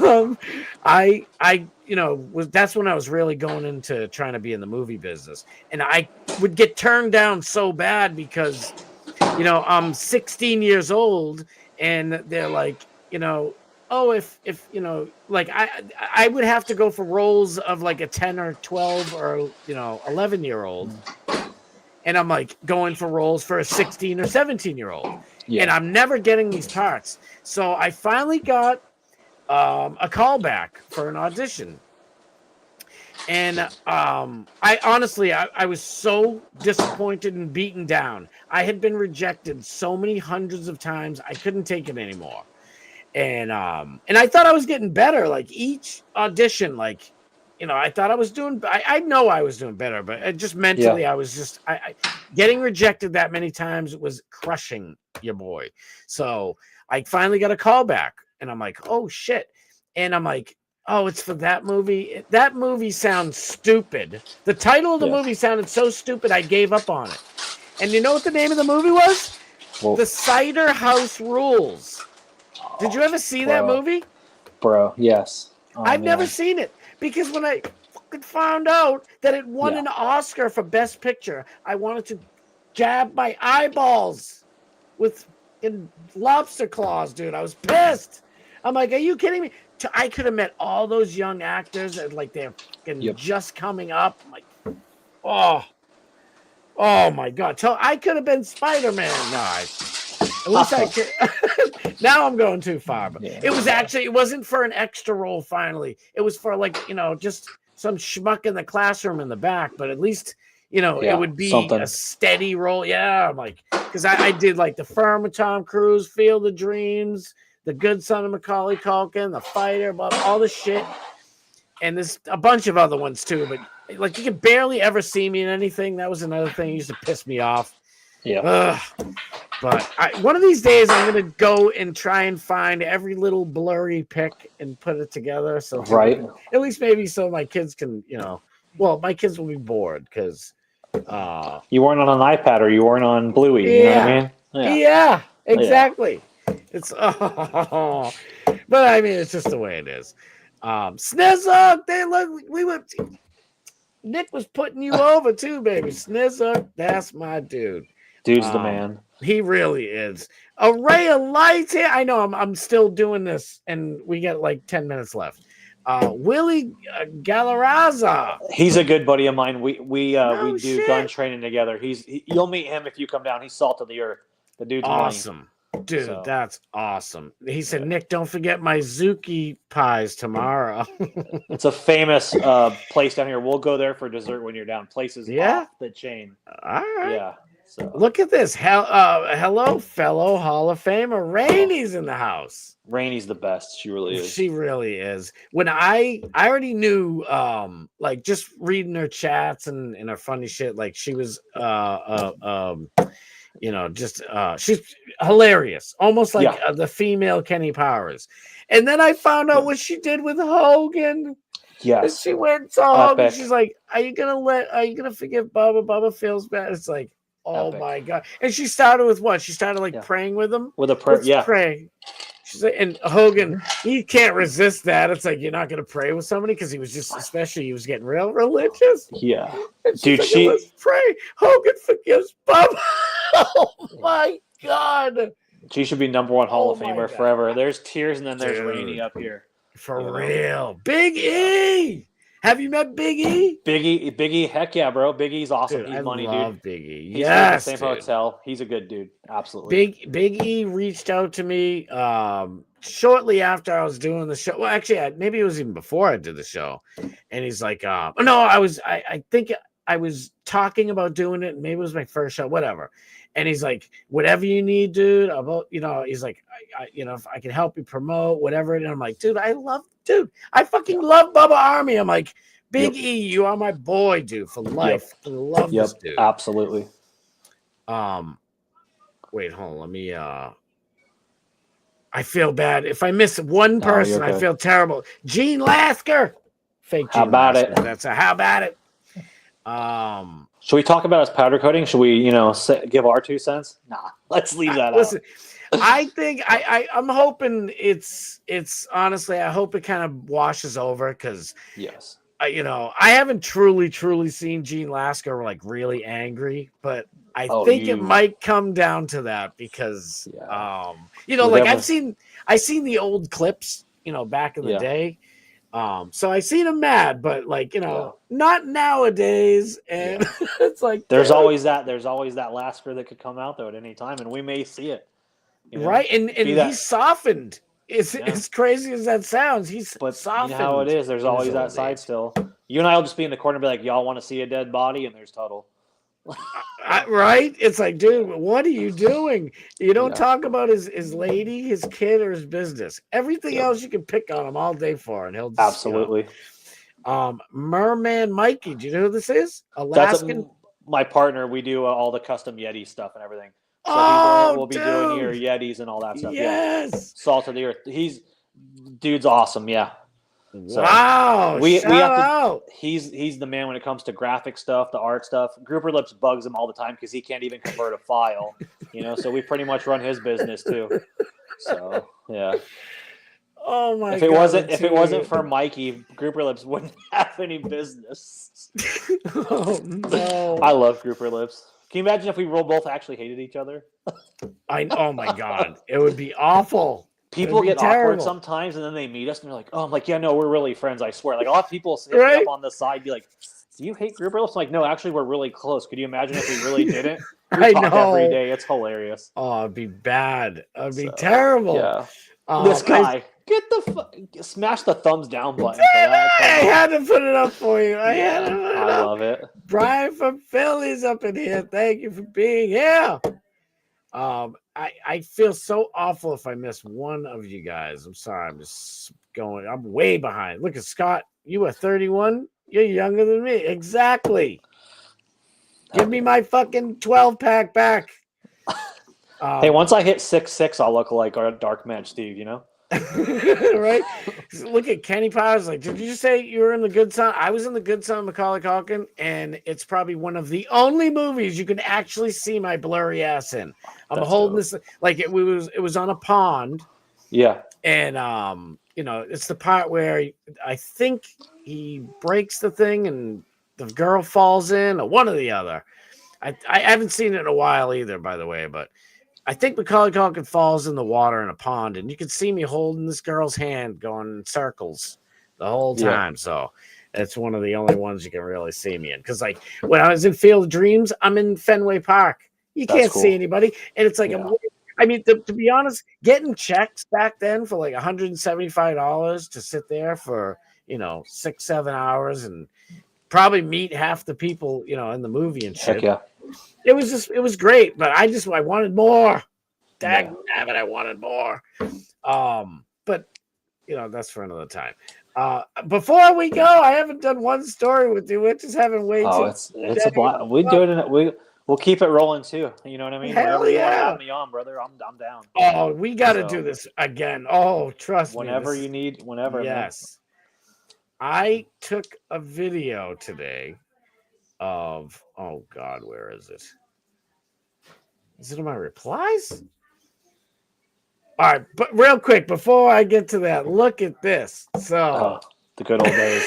That was in my pudgier days. That was pudgy, Nick. So what were you doing for this? Were you just there, or were you doing promotion? Or no, we're all really good friends. So Garrett and I are are tight, very tight, and same with Wes and Shannon. We all do stuff. So so like you said, we laugh like I don't drink, I don't smoke, and they always laugh like, bro, you always got a cooler full of beer, you always drive. Like, dude, it's just like you said, the experiences, hanging out with the boys. You get to, dude, it's a blast. Those dudes are like family, man. They are the absolute shit. Dude, salt of the earth. They are. Oh, that's awesome. Hands down. I mean, like you said, we all have our group chat. We all check on each other. Birthdays, they've took my nephews when I go to things, bring my nephews in the ring. They'll run a gimmick. Hey, when this guy comes, hit him in the nuts or slap him in the face. They get the kids involved. Yeah. And they think it's the coolest thing ever because, so-and-so Uncle Nick, that's so cool. And they tell all their buddies. But, well, you know what? I was just telling somebody, I figured, it was Rex Jones, Alex Jones's son. Yeah. And I was talking to him the other day, and I'm like, I said, because a bunch of people were talking about it and about, what they wanted to be when they grew up and what they ended up being. And I said, I always wanted to be, a comedic actor and make people laugh. Yep. And I'm like, but I got to do that. And I'm like, and it's when my kids are born. And every single day I get to live that experience. And there's nothing like it ever. And he's like, dude, that's based. I was like, I felt so good because I was just being honest. I'm like, I used to, honest to God, dude, I was hungrier than Alex Stein, 1,000 Alex Steins. I wanted to be famous so bad, not for anything though. It wasn't like a Kardashian thing. Like, there's no Ray J sex tape getting me to that point. But I'm saying AI is a crazy thing. Never say never, Scott. AI might get where's Ray J now, buddy? But I once I met my wife and kids, blah, blah, blah, I'm like, I'm like content. It's like, this is, the audience I've been looking for my whole life, honest to God. Yep. And then, but, and I still, I just like doing artistic shit. Honest to God, like, for me, like, even though I'm just talking to be myself, like, there is like you said earlier, there's a ton of shit that goes on into this, and which kind of frustrates me, but it lets me get into the moments where I get to do this. And I love doing, like, I've been, in heavy metal bands, punk bands, rap bands, for God's sakes. And I just loved being on stage, and I loved those moments in between the songs when I get to, do crowd work. Really, that's really what you're doing. And it was just, and I'm like, so I wanted to do this for so long. And Alex, one day, he wasn't talking to me directly, but he was talking to somebody else in the show, and he's like, I think it was a call-in show. And somebody's like, Alex, I've wanted to do podcasts or whatever the hell it was. And he's like, dude, stop being a pussy and just go do it. Yeah. And he's like, what's stopping you? He's like, do it. If you're good, then you'll want to keep doing it. If you go on there and you realize you suck, then just, who cares? You learn. Yeah. It's just like, he's like, it's like any job. Oh, I want to be a carpenter. Go try to be a carpenter for 2 weeks. If you like it, then you do it, Yeah. And it just hit me. And I'm like, damn. I know Alex wasn't actually talking to me, but I heard it. And I'm like, oh, absolutely, I'm doing it. And it's like, this is, I'll get to, let my artisticness out. I edit videos and shit too now, Yep. but all right, we gotta hurry up because I got 3 other pictures here. There's Okay. not too much time. Now, hold on, before you tell me what's going on with this. Yep. What's Knockout Radio? So Randy Harris, the gentleman in the green there, he is Yeah. the creator of Knockout Radio. He used to be on with Bubba back in the day. That gentleman is the absolute man. The only thing he's actually from up in your area. Next time he's No up there, if you shit. want to go to the UFC, I'm going to introduce you guys. Now I'll tell you, Scott, I've sat next to Boz Rutan and judges inside the inside, where like I dressed up as him as a joke, and he didn't show up, and they thought I was him, and gave me his ringside seats and his VIP passes. Shit. And I sent him a photo, and he's like, "Don't embarrass me." I met Right? Dana White because of him. Kamaru Usman there, 170-pound champ. He knows Yeah. me by name. He'll come up to the family, say what's up at events. That's cool. I've done so much cool stuff thanks to Randy. And then the short dude with the guy down low below Randy is Grossman, and Eric Yeah. in Denver is the dude on the far right. They're diehard Bubba fans. We all met through Bubba. When they flew down, we never met. I left them my car at the airport with the keys in it and money, and the thing was like, "Here's a photo. See you boys when you get here." Like, Yeah. and his son Sean is the other gentleman next to me. That's Randy's son, and they do Knockout Radio. But Randy, and when it comes to Tampa, anything in Tampa, that dude, if him or I can't find it, we joke it doesn't exist. If you want to meet Yeah. anybody, he's done the Bucks Players Show for 25 years. He's Wow. all the sports. Everyone knows him. He's tied in. He's been with Dana White since UFC 2. Wow. And if I've set, I would say 10 rows from the cage, that's a bad night. And he's the nicest, genuine gentleman. I don't think I've ever had to pay for a thing. I've always offered. Yeah. You tell me what you need. And I always, like you said, it's me and one guest. I don't want 100 tickets. I don't want 10. I just want one. I'll pay. Just the most genuinely good person. And anybody in the UFC you ever meet, if you have a Knockout Radio shirt on, they'll stop and shake your hand, take photos. It's No like I said, shit. dude, I called Dana White out on the strip at the D. He was big time with people, and I was like, "Look, bro, Randy Harris, are you Right gonna here? give me the phone and Yes. take the photo?"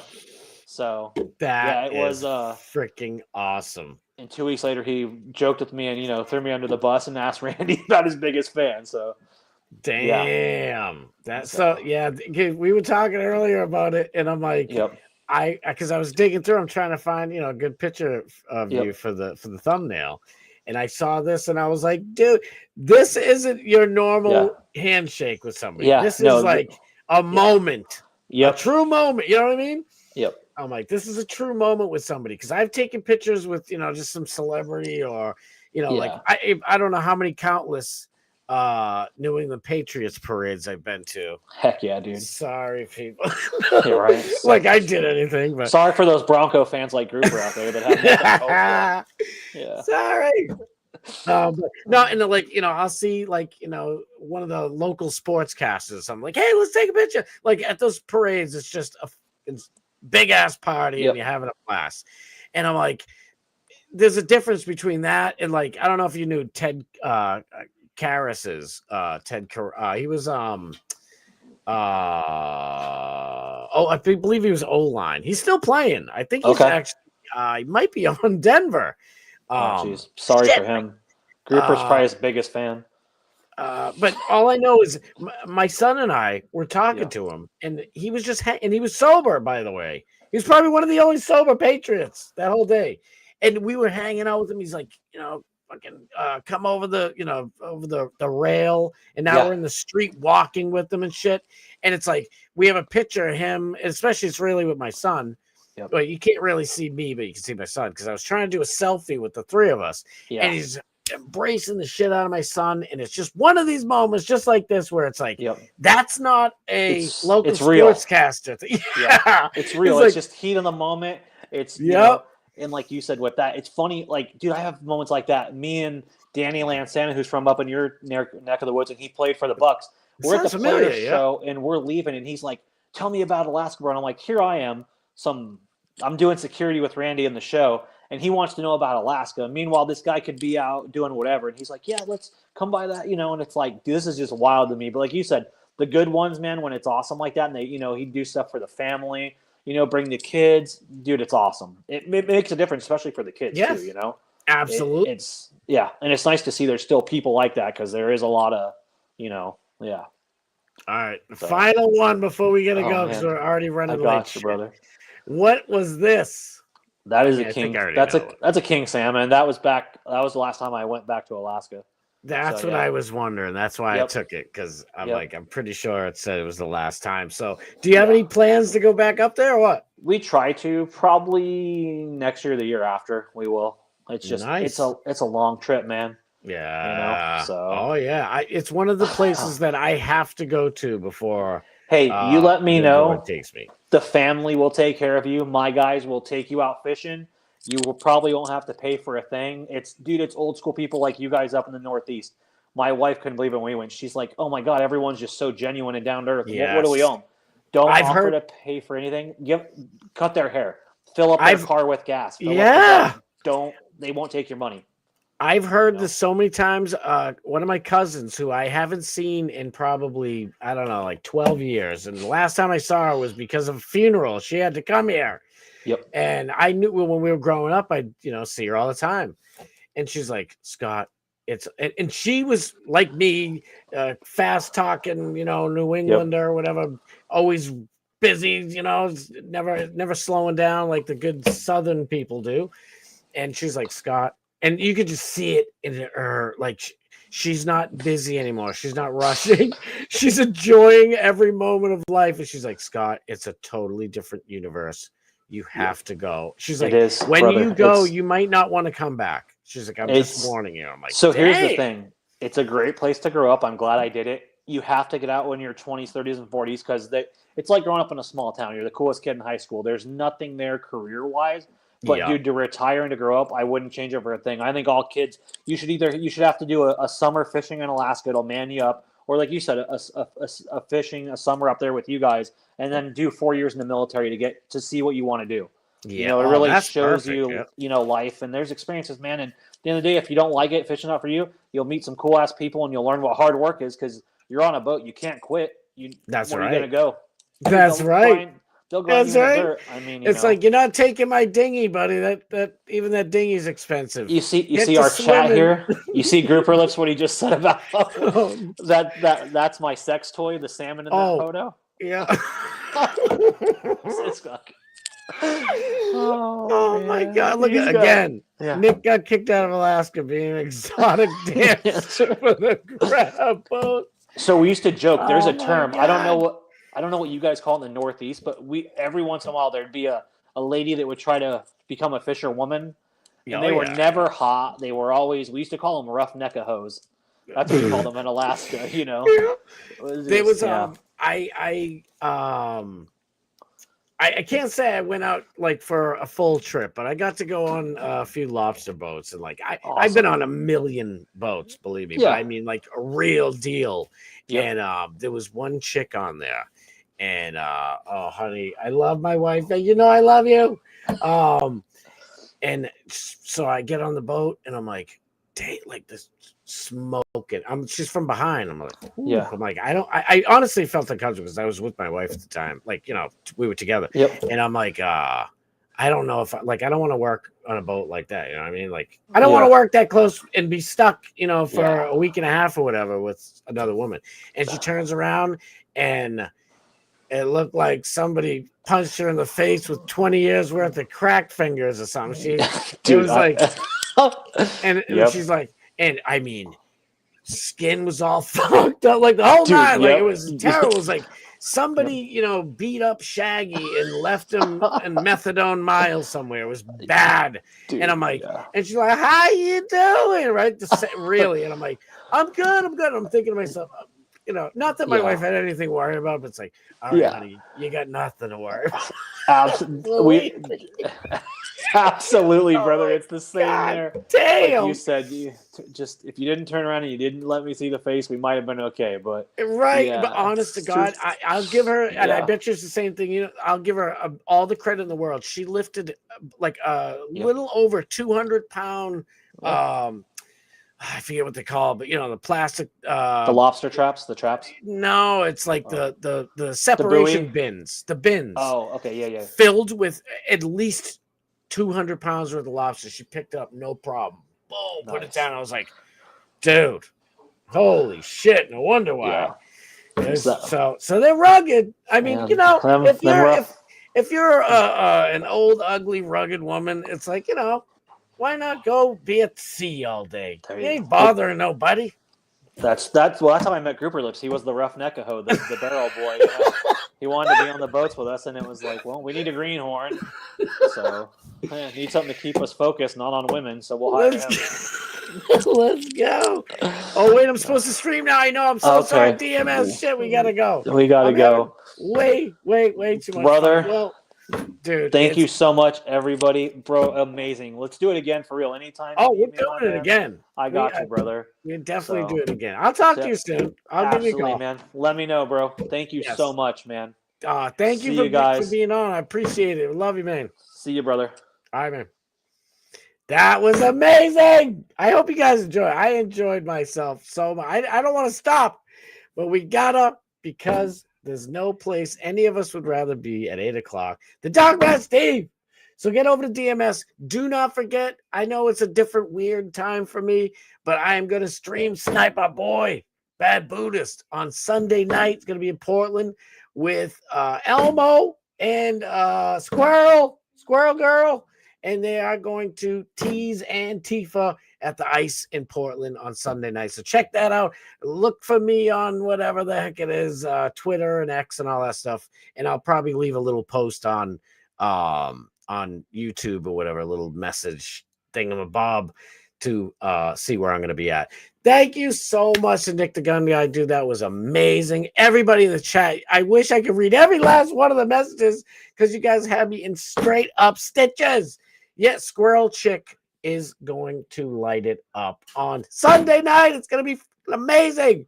All right. You missed the beginning. Well, now you got to watch it later because we got to get over to DMS. I'm already late. He's going to crush me with those handsome abs of his. Everybody get chocolate behinds over to DMS. I'll see you guys over to DMS. It's going to be super fun time. I'll be on Sunday night, a rare stream. I don't know what time it will be on yet, but I'll let you guys know. And then back here, Monday at 6 p.m. sharp as a Ginsu knife. It's going to be right on time at 6 o'clock. Man, I'm having so much fun. I'm still busting. Jerry, I'm busting. Thank you, Nick the Gun Guy. Thank you, every single person, one of you has been here. I love you all. Get over to DMS. I'll see you over at Doc Matt Steve's. Get over.